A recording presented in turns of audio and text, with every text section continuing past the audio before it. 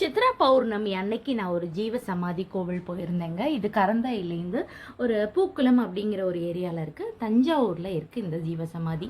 இந்த ஜீவ சமாதி வந்து 350 வருஷத்துக்கு முன்னாடி பஞ்சநாத பாபா சுவாமிகள்னு ஒருத்தர் இருந்தாராம். அவர் வந்து இந்த நதிகளை வந்து வெள்ளம் வரும்போது தடுத்ததாக சொல்கிறாங்க. ஆனால் அந்த ஜீவசமாதிக்குள்ளே வந்து ஒரு 4 பேர் 3 பேர் தான் உட்காந்து பிரார்த்தனை பண்ணலாம். ஆனால் உள்ளே உட்காந்து நீங்கள் மெடிடேஷன் பண்ணிங்கன்னா அவ்வளோ ஒரு பவர்ஃபுல்லாக இருந்துச்சு. ரொம்ப அமைதியாக இருந்துச்சு இந்த இடம். ஆனால் உள்ளே போகிறது கஷ்டம். அதாவது இறங்கி உள்ளே வந்து ஜீவசமாதியை வந்து பார்க்கணும். ஒரு தடவை நீங்கள் கரந்தை அந்த side Kumbakonam side Thiruvaiyaru side போகிறதா இருந்தால் இந்த கோவிலை நீங்கள் விசிட் பண்ணி பார்க்குறத தவிர இந்த கோவிலில் உட்காந்து நீங்கள் பிரார்த்தனை பண்ணி பாருங்கள் எவ்வளோ பவர்ஃபுல் இருக்குது அப்படின்ட்டு. ஆனால் கொஞ்சம் ஸ்டெப்ஸ் உள்ளே இறங்கி ஏறுற மாதிரி இருக்குது. இந்த ஸ்டெப்ஸ் தான் கொஞ்சம் கஷ்டமாக இருக்குது. மற்றபடி கோவில் வந்து ரொம்ப சூப்பராக இருக்கும். நான் வந்து அடுத்த ஏதாவது ஒரு புதுசாக ஒரு கோவில் போனேன் அப்படின்னா அதை பற்றி நான் கண்டிப்பாக சொல்கிறேன்.